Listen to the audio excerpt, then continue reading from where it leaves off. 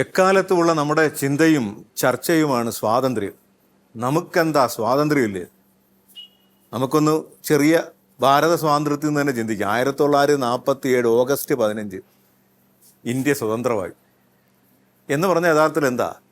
ഒരു വിദേശ ഭരണകൂടത്തിൽ നിന്നും സ്വതന്ത്രമായി ഇന്ത്യ തന്നെ ഭരിക്കാൻ തുടങ്ങി. അപ്പം സ്വാതന്ത്ര്യം എന്ന് പറയുന്നത് മറ്റൊരാളുടെ ഭരണത്തിൽ നിന്ന് മുക്തമായി ഞാൻ എന്നെ തന്നെ ഭരിക്കുന്നതാണ്. എന്നെ ഭരിക്കുന്നത് ഞാനാണെന്ന് എനിക്ക് മനസ്സിലാകുമ്പോൾ ഞാൻ സ്വതന്ത്രമാണ്. ആരും ഭരിക്കാത്തതല്ല. ഇത് എനിക്ക് വേണ്ടിയിട്ടാണ്, ഇത് എൻ്റെ തീരുമാനമാണ്, എൻ്റെ ആവശ്യമാണെന്ന് മനസ്സിലാക്കുന്നതാണ് സ്വാതന്ത്ര്യം. നമുക്ക് ചിന്തിക്കാം.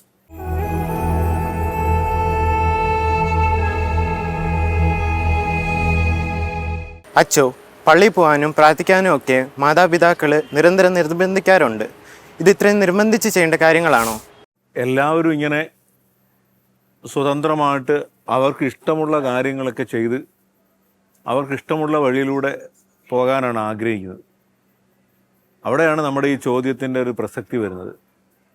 കുട്ടികളെ വീടുകളിൽ ഇങ്ങനെ പ്രാർത്ഥിക്കാൻ, പള്ളിയിൽ പോകാനായിട്ടൊക്കെ നിർബന്ധം ചെലുത്തുന്നു. ഒരു വലിയ സമ്മർദ്ദമായിട്ട് മാറുന്നു, ഇല്ലേ? ചിലപ്പോൾ കുട്ടികൾ സ്കൂളിൽ ചെല്ലുമ്പം കൂടെയുള്ള വേറെ കുട്ടികൾക്കൊന്നും ഒരു കുഴപ്പമില്ല, അവർക്ക് നേരെ സ്കൂളിൽ വന്നാൽ മതി. പക്ഷേ വേറെ ചിലർക്ക് രാവിലെ പള്ളിയിൽ പോകണം, പ്രാർത്ഥിക്കണം. ഇങ്ങനെ നിർബന്ധം ചെലുത്തേണ്ട കാര്യമുണ്ട്. അത് ആ സമയത്ത് ഭയങ്കര ബുദ്ധിമുട്ടായിരിക്കാം. ഒരു പ്രായോഗിക പ്രശ്നമാണ്. അത് മക്കളും മാതാപിതാക്കളും ഒരുപോലെ അറിയേണ്ട ഒരു കാര്യമാണ്. അതിൽ ഒന്നാമത്തെ കാര്യം പറഞ്ഞാൽ, ഒരു പ്രായത്തിൽ നമ്മൾ ആ ചെയ്യുന്ന കാര്യത്തിൻ്റെ അർത്ഥവും വ്യാപ്തിയും അതിൻ്റെ ആവശ്യകതയും നമുക്ക് മനസ്സിലാകാത്തത് കൊണ്ട് നമുക്കത് ആവശ്യമേ ഉള്ള കാര്യമല്ല. പക്ഷേ ഇതൊക്കെ വലിയ കാര്യമായിട്ട് കാണുന്നവർ, ഇതത്ര അത്യന്താപേക്ഷിതമാണെന്ന് മനസ്സിലാക്കുന്ന മുതിർന്നവർ, മാതാപിതാക്കൾ ഈ അറിയാത്ത കുട്ടികളെ അതിലേക്ക് നയിക്കാനായിട്ട് അതിനകത്ത് കുറച്ച് നിർബന്ധം ചെലുത്തേണ്ടി വരുന്നു. അതൊരു പ്രായോഗിക പ്രശ്നമാണ്. അപ്പോൾ അത് വേണമെന്ന് ചോദിച്ചു കഴിഞ്ഞാൽ അതിൻ്റെ ഉത്തരം പറഞ്ഞാൽ ഇതാണ്. സാധാരണഗതിയിൽ പറയാറുണ്ട്, മനഃശാസ്ത്രം പറയുന്നത് 5 വയസ്സിനുള്ളിൽ ഒരു കുട്ടിയുടെ സ്വഭാവം രൂപപ്പെടുമെന്നൊക്കെയാണ്. അതൊരു ശാസ്ത്രമാണ്. അപ്പം മാതാപിതാക്കൾ അവർക്ക് നല്ലതെന്ന് അവരുടെ ജീവിതത്തിൽ മനസ്സിലായത്, അല്ലെങ്കിൽ ഒരു വലിയ സമൂഹം നല്ലതെന്ന് അംഗീകരിക്കുന്ന ഒരു കാര്യത്തെ മക്കൾക്ക് നൽകണമെങ്കിൽ അതെപ്പോഴാണ് നൽകേണ്ടത്? അതൊക്കെ അവരുടെ ജീവിതത്തിൻ്റെ ഭാഗമായി മാറുന്ന ആ വളരെ ചെറുപ്പത്തിൽ തന്നെ അത് നൽകണമെന്നുള്ളതാണ്. മാതാപിതാക്കളോടൊപ്പം തീരെ കുഞ്ഞായിരിക്കുമ്പോൾ തന്നെ കുട്ടികളെ പള്ളിയിൽ കൊണ്ടുപോയി പ്രാർത്ഥിക്കാൻ പഠിപ്പിച്ചു, അതൊക്കെ പരിശീലിപ്പിച്ചും ഒക്കെ തന്നെയാണ് അതിലേക്ക് അവരെ കൊണ്ടുപോകാനായിട്ട് സാധിക്കും. അല്ലാതെ ഒരു കാലം കഴിഞ്ഞിട്ട് അത് നടക്കത്തില്ല. കാരണം അതവരുടെ സ്വഭാവത്തിൻ്റെയും ജീവിതത്തിൻ്റെയും ഭാഗമായി മാറണമെന്നുള്ളതാണ്. പക്ഷെ ഇവിടെ ഇനി മാതാപിതാക്കളെ ശ്രദ്ധിക്കേണ്ട ഒരു കാര്യം, കുറച്ചൊക്കെ കുട്ടികളുടെ വഴിയിലൂടെ സഞ്ചരിച്ച് മാതാപിതാക്കൾ അവരവരുടെ ലക്ഷ്യത്തിലേക്ക് കുട്ടികളെ കൊണ്ടെത്താനായിട്ട് പരിശ്രമിക്കണം. ഈ ചെലുത്തുന്ന അതൊരു നിർബന്ധമല്ല, അതൊരു ജീവിതത്തിലെ വലിയ കാര്യമാണെന്ന് അവർക്ക് തന്നെ ബോധ്യപ്പെടുന്ന തരത്തിൽ അതിനെ ചെയ്യുക എന്നുള്ളതാണ്. ഇപ്പോൾ പലപ്പോഴും കാണുന്നത്, നമ്മളൊന്ന് മുതിർന്നു വന്നു കഴിയുമ്പോൾ നമുക്ക് ചിലപ്പോൾ ഇതിനോടൊക്കെ താല്പര്യം ഉണ്ടാകും. ഒരു വീട്ടിലെടുത്താൽ ശരാശരി ഒരു അപ്പനും അമ്മയും, അപ്പൻ ഒരുപക്ഷെ ഈ പ്രാർത്ഥനാ കാര്യങ്ങളിൽ വലിയ പ്രാധാന്യം കൊടുക്കാതെ ഇതൊന്നും വലിയ ആവശ്യമില്ലാത്തൊരു കാര്യമായിട്ട് കുട്ടികളുടെ മനസ്സിൽ ഒരു ചിത്രം തെളിഞ്ഞു കൊടുക്കും. ഒരുപക്ഷെ അപ്പം പ്രാർത്ഥനാ സമയമാകുമ്പോൾ അങ്ങ് വീടിന് പുറത്തേക്ക് പോകുന്നു, ഒന്നുമില്ലെങ്കിൽ ഏറ്റവും പുറകിലോട്ട് മാറിയിരിക്കുന്നു. അപ്പോൾ വീട്ടിലെ മക്കൾക്ക്, പ്രത്യേകിച്ച് ആൺകുട്ടികൾക്ക് മനസ്സിലാകുന്ന ഒരു പുരുഷ ലക്ഷണം എന്ന് പറഞ്ഞാൽ ഇതാണ്. എന്താണ്? പ്രാർത്ഥനാ സമയത്ത് പുറകിലോട്ടിരിക്കുക, അല്ലെങ്കിൽ പുറത്തോട്ട് പോകുക എന്നൊക്കെയാണ്. അമ്മയാണെങ്കിൽ ഭയങ്കര പ്രാർത്ഥനയും. അമ്മയ്ക്ക് അരമണിക്കൂർ ഫുൾ ടൈം മുട്ടുമേ നിന്ന് തന്നെ പ്രാർത്ഥിക്കണം. അപ്പൻ അനുസരിക്കത്തില്ല, ഭർത്താവ് അനുസരിക്കത്തില്ല. പക്ഷേ ഈ 2-3 മക്കളെ അത്രയും നേരം മുട്ടിന്മേൽ നിർത്തി തന്നെ പ്രാർത്ഥിപ്പിക്കുക. അമ്മ വിചാരിക്കുന്നത് അങ്ങനെ മുട്ടിന്മേൽ നിന്നതുകൊണ്ട് ഒരു ഭയങ്കര ഗുണമായിട്ട് ഇവരുടെ ജീവിതത്തിൽ മാറും. അമ്മ ഒരുപക്ഷെ കുട്ടിക്കാലത്ത് ഇങ്ങനെയൊന്നും അല്ല ചെയ്തുകൊണ്ടിരുന്നത്. വളർന്നു വന്നപ്പോഴാണ് ധ്യാനമൊക്കെ കൂടി ഇങ്ങനെ ഭക്തി കൊണ്ട് എരിപിരി കൂടി നിൽക്കുന്നത്. പക്ഷേ അമ്മയ്ക്കിപ്പോൾ അമ്മയുടെ എന്താണോ ഭക്തി അതേ അളവിൽ തന്നെ കുട്ടികളും പ്രാർത്ഥിക്കണം, അല്ലേ? ഇനി അമ്മ ഒന്ന് പോയിട്ട് വന്നപ്പോൾ രാത്രി ഒത്തിരി ലേറ്റായി, 10:45. അപ്പോൾ കുട്ടികൾക്ക് ഉറക്കം വരുന്നു. പക്ഷെ ആ സമയത്താണെങ്കിലും ഇനി പ്രാർത്ഥിച്ച് മുഴുവൻ പ്രാർത്ഥനയും കഴിഞ്ഞിട്ടേ ഭക്ഷണം തരൂ. ഇതൊക്കെ അമ്മയ്ക്കൊരു ഉത്സാഹമാണ്. ഇതിനോടൊക്കെ കുട്ടികൾ അതുപോലെ പ്രതികരിക്കണമെന്ന് പറയുമ്പം ഇത് വല്ലാത്തൊരു അടിച്ചമർത്തലും സമ്മർദ്ദവുമായി മാറും. കുട്ടികളെ നിർബന്ധിക്കുകയും അതിലേക്ക് നയിക്കുകയും അതേസമയം അവർ കുട്ടികളാണെന്ന് മനസ്സിലാക്കി അവർക്കിതൊന്ന് ലഘൂകരിച്ചു കൊടുക്കുകയും അവരുടെ സമയം ഒന്ന് കുറച്ചു കൊടുക്കുകയൊക്കെ ചെയ്ത് അവർക്ക് ഇതിനോടൊക്കെ ഉള്ളൊരു താല്പര്യം ഉണ്ടാക്കിയെടുക്കുക എന്നുള്ളതാണ് ഏറ്റവും പ്രധാനം. പാടെ അവരെന്തെങ്കിലും കാലത്ത് സ്വമേധയാ മനസ്സിലാക്കി വരട്ടെ എന്ന് പറഞ്ഞ് തള്ളിവിടുന്നതും ശരിയല്ല. നമുക്ക് എന്തുമാത്രം പ്രാർത്ഥനയും ഭക്തിയും ഉണ്ടോ അത് മുഴുവൻ അവരിൽ അടിച്ചേൽപ്പിക്കുന്നതും ശരിയല്ല. പിന്നെ എന്താ ചെയ്യേണ്ടത്? കുട്ടികളൊന്ന് റിലാക്സ് ചെയ്യട്ടെ. അവർ കുറച്ചു നേരം പ്രാർത്ഥിച്ചിട്ട് പഠിക്കുകയോ അവർ റിലാക്സ് ചെയ്യട്ടെ. എന്നിട്ട് ഈ അധികമായ പ്രാർത്ഥനകൾ ഒറ്റയ്ക്ക് ഒരു അമ്മ ഇരുന്ന് പ്രാർത്ഥിക്കുന്നത്, അമ്മ ധ്യാനിക്കുന്നത് കുട്ടികൾ കാണട്ടെ. ഞങ്ങൾ പ്രാർത്ഥിച്ചതിനും അപ്പുറത്ത് ഈ അമ്മയ്ക്ക് പ്രാർത്ഥിക്കാനുണ്ട്. ഈ പ്രാർത്ഥന ഈ വീട്ടിൽ ഭയങ്കര കാര്യമാണ്. ഞങ്ങളല്ല, അമ്മയാണ് കൂടുതൽ പ്രാർത്ഥിക്കുന്നത്. ഞങ്ങൾക്ക് അമ്മ 15 മിനിറ്റ് പ്രാർത്ഥിച്ചാൽ മതി എന്ന് പറയും, അല്ലെങ്കിൽ അരമണിക്കൂർ. എന്നിട്ട് അമ്മ ഒറ്റയ്ക്ക് വീണ്ടും അരമണിക്കൂർ പ്രാർത്ഥിക്കും. അങ്ങനല്ലേ കുട്ടികൾക്ക് ഇതിനകത്ത് ഒരു വലിയ താല്പര്യം ഉണ്ടാകേണ്ടത്. മാത്രമല്ല, ഈ കുറേ വർഷങ്ങളായിട്ട് പ്രാർത്ഥിക്കുമ്പോൾ ഈ പ്രാർത്ഥന നമ്മുടെ ജീവിതത്തെ മാറ്റുന്നതും കുട്ടികൾക്ക് മനസ്സിലാകണ്ടേ. ഇപ്പോൾ കുട്ടികൾ പറഞ്ഞാൽ ഈ പ്രാർത്ഥനയ്ക്ക് എന്ത് കാര്യം? അമ്മ വർഷങ്ങളായിട്ട് പ്രാർത്ഥിക്കുന്നല്ലാതെ സ്വഭാവത്തിലൊരു മാറ്റവും ഇല്ലല്ലോ, ദേഷ്യം തീരുന്നില്ലല്ലോ, ഈ വീട്ടിൽ വഴക്കൊഴിയുന്നില്ലല്ലോ എന്ന് പറയുമ്പം ഇത് വെറും സമ്മർദ്ദം മാത്രമല്ലേ ഉള്ളൂ. ഞാൻ ചെയ്യുന്നതെല്ലാം മറ്റുള്ളവർ ചെയ്യണം, അല്ല ഇതിന് പ്രത്യേകിച്ച് ഗുണമൊന്നുമില്ല. ഞാൻ ചെയ്യുന്നത് മറ്റുള്ളവരും ചെയ്യണമെന്നൊരു ഈഗോ മാത്രമേ അവിടെ നടക്കുന്നുള്ളൂ. അതുകൊണ്ടാണ് കുട്ടികൾക്കിത് വല്ലാത്ത സമ്മർദ്ദമായും നിർബന്ധമായും മാറുന്നത്.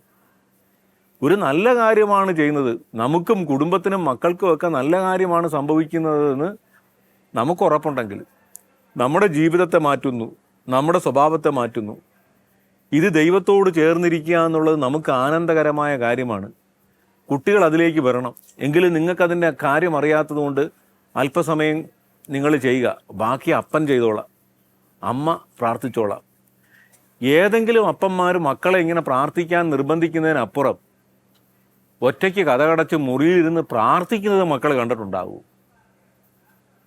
അങ്ങനെ ജീവിതത്തിൻ്റെ ആധികാരികത കൊണ്ട് അവരെ അതിലേക്ക് നയിക്കണം.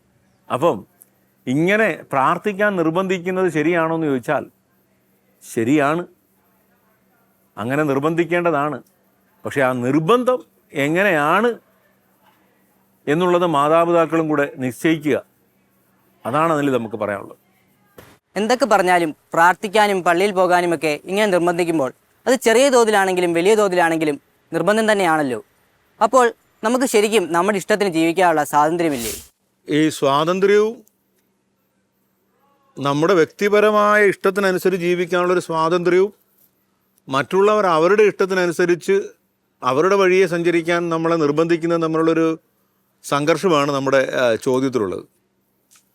ആ ഉത്തരത്തിൻ്റെ ഒരു ഭാഗം നമ്മൾ ചിന്തിച്ചു. കാരണം ഒരു പ്രായത്തിൽ നമ്മൾ മനസ്സിലാക്കാത്ത കാര്യത്തിലേക്ക്, എന്നാൽ നമ്മുടെ ജീവിതത്തിന് ഗുണകരമായ ഒരു കാര്യത്തിലേക്ക് അതറിയാവുന്ന മുതിർന്നവർ നമ്മളെ കൂട്ടിക്കൊണ്ടുപോകാനുള്ളൊരു ഉത്തരവാദിത്തം.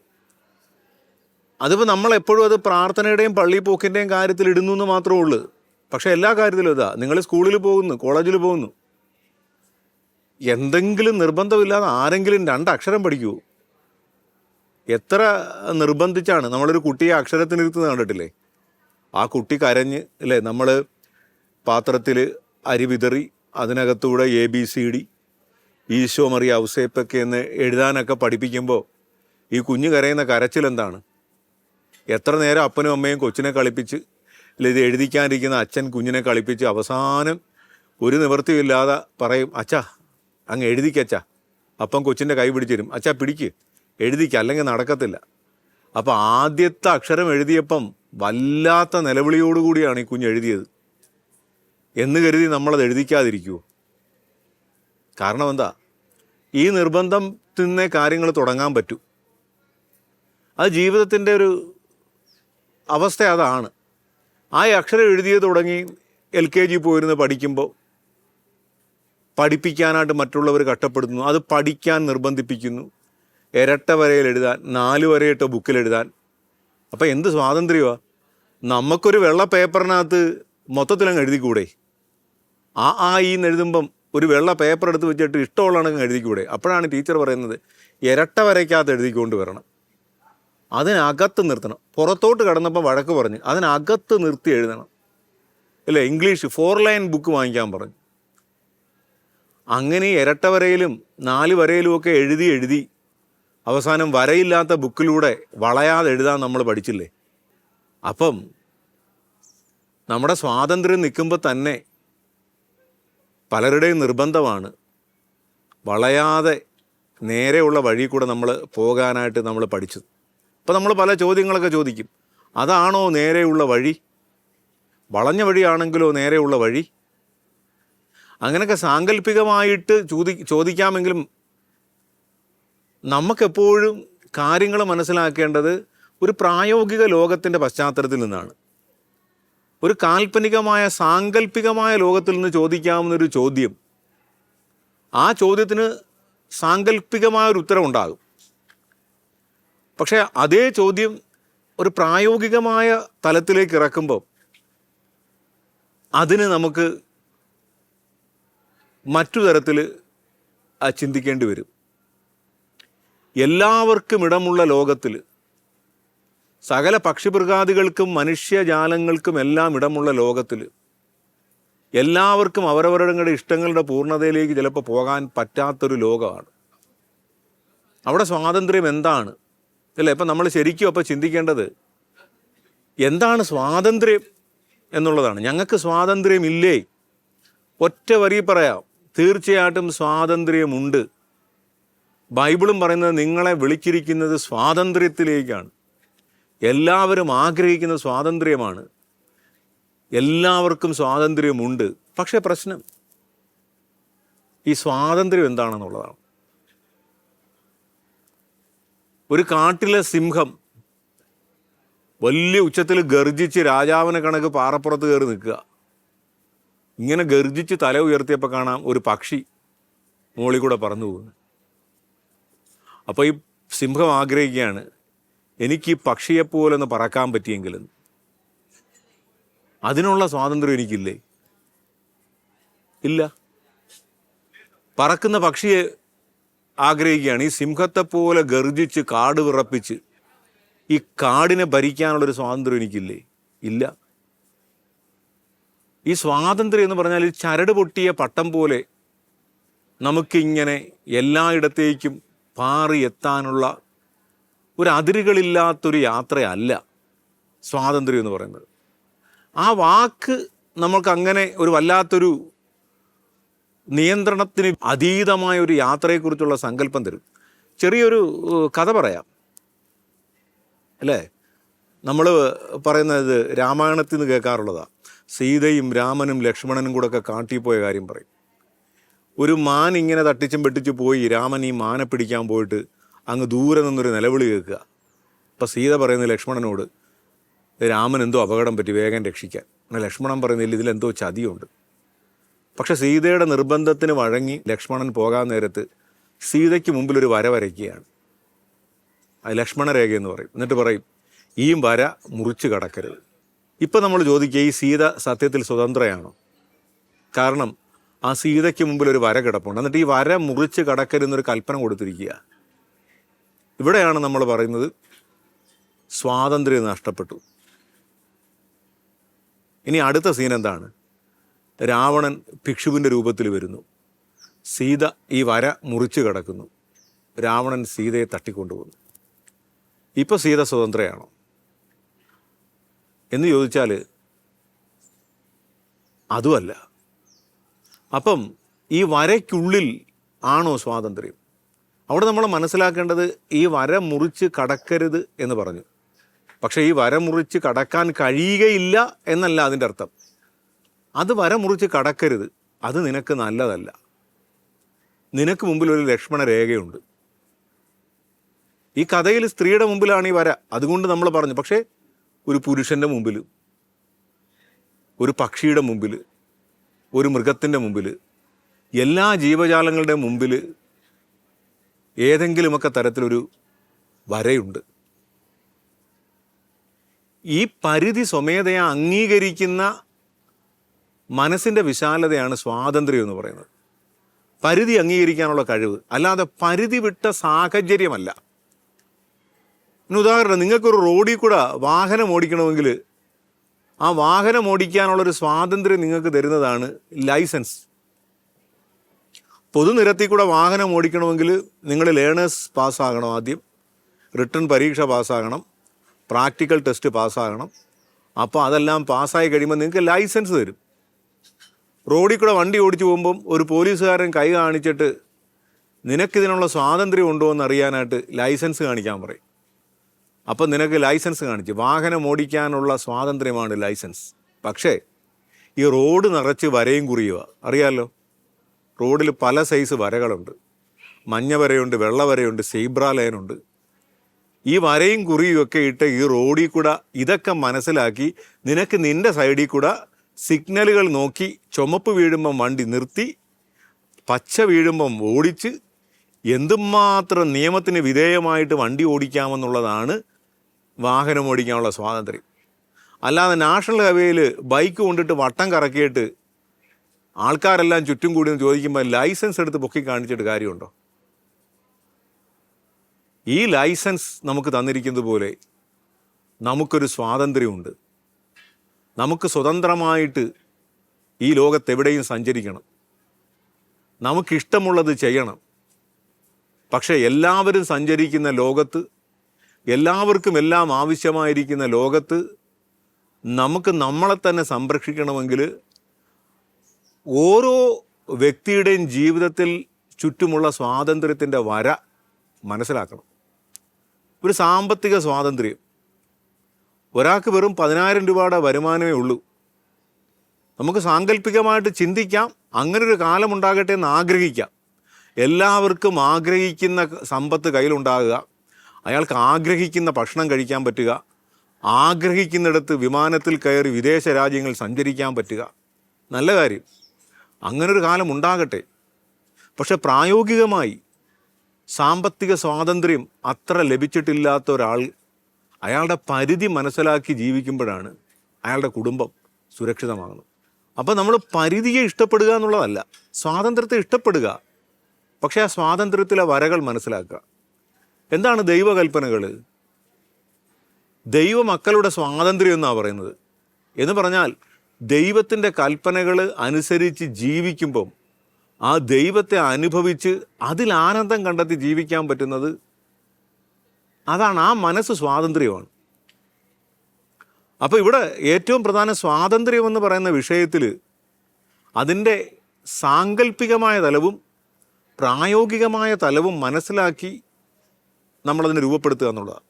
തീർച്ചയായിട്ടും നമ്മൾ ചിന്തിക്കുന്ന ഒരുപാട് കാര്യങ്ങളുണ്ട്. പുരുഷനെ പോലെ ഒരു സ്ത്രീക്ക് പൂർണ്ണമായ സ്വാതന്ത്ര്യം ഈ ലോകത്തില്ല. തീർച്ചയായിട്ടും മാറ്റപ്പെടേണ്ടതാണ്. പക്ഷേ അത് സമൂഹത്തിനോടും സംസ്കാരത്തിനോടും ഒപ്പം സമൂഹവും സംസ്കാരവും വളർന്ന് അത്തരം സ്വാതന്ത്ര്യത്തിലേക്കൊക്കെ മനുഷ്യനെത്തണം. പക്ഷേ എത്രമാത്രം സ്വാതന്ത്ര്യം എന്ന് പറഞ്ഞാലും ആ സ്വാതന്ത്ര്യത്തിലെ വരകൾ നമ്മൾ തിരിച്ചറിയണം. അതുതന്നെയാണ് നമ്മുടെ ജീവിതത്തിലെ സ്വാതന്ത്ര്യം. ഒരു സ്കൂളിൽ നിങ്ങൾ സ്വതന്ത്രമാണ്, ഈ കോളേജിൽ നിങ്ങൾക്ക് സ്വാതന്ത്ര്യമുണ്ട്.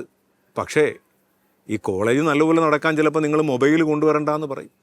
അത് സ്വാതന്ത്ര്യത്തിൻ്റെ ലംഘനമാണോ? അത് മനുഷ്യാവകാശത്തിൻ്റെ ലംഘനമാണോ?